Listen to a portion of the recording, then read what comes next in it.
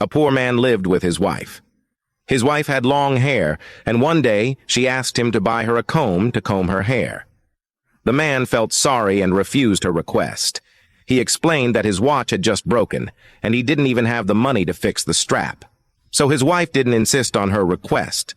The man went to work and passed a watch shop on the way. He sold his broken watch at a low price and then bought a comb for his wife.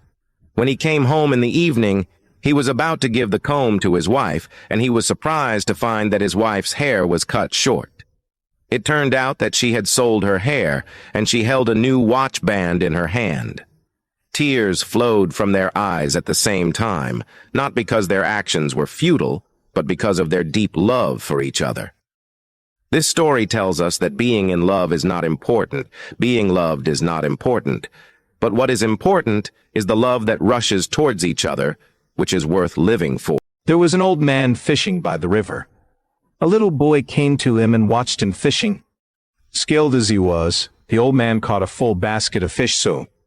The old man felt that the boy was lovely and kindly offered to give the whole basket of fish to the boy. However, the boy shook his head. The old man was curious and asked, "Why don't you want the fish?" The boy replied, "I want your fishing rod." The old man asked, "What will you do with the fishing rod?" The boy said, "This basket of fish will be eaten up soon, but if I have the fishing rod, I can fish by myself and don't have to worry about running out of fish." I think you must say that the boy is very smart, but you are wrong.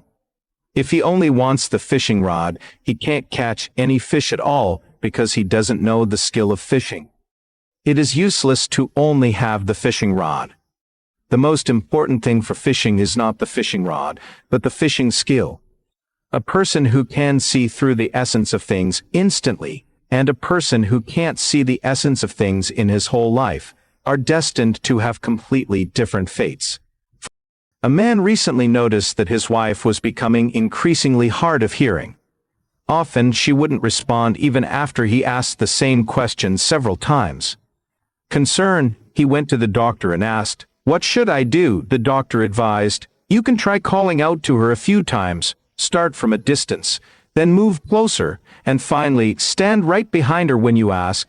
When the man got home, he walked in and asked, "Honey, what's for dinner tonight?" There was no response. He took a few big steps forward and asked again, "Honey, what's for dinner tonight?" Still, there was no response. Disheartened, he walked right up behind her and asked one more time, "Honey, what's for dinner tonight?" This time, he heard his wife reply, "For the third time, we're having fish." A rich man took his son on a trip to the countryside to let him experience the life of the poor. They stayed overnight in a poor family. After returning to the city, the rich man asked his son what he felt about the trip. The son replied, "It was very interesting." The rich man continued, "Do you now know what life is like for the poor?" The son replied, "Yes." "And what did you learn from it?" The son replied, "I saw that we only have one dog, but they have three. We have a swimming pool, but their stream is endless. Our house has various imported lights, but they have stars in the sky. We have a small garden, but they have the whole horizon." The rich man was dumbfounded. His son continued, "Thank you, Dad, for showing me how poor we are." Wealth is not just about material prosperity, but more importantly about inner satisfaction and life experience. Looking at things from different perspectives, different conclusions will be drawn. A young journalist went to interview a successful old businessman. He politely asked, "Sir, what is the secret to your success?" The elderly man, sitting in his leather swivel chair behind a shiny mahogany desk, replied, "Two words, son, right decisions." The journalist noted it down and then asked another question, "Sir, how did you learn to make the right decisions?" The successful businessman leaned back and answered, "One word, son, experience." The journalist wrote that down as well and then asked, "Sir, how did you gain experience?" The old man leaned forward over his desk and whispered, "Two words, son, wrong decisions. The only real failure is failing to learn from your mistakes."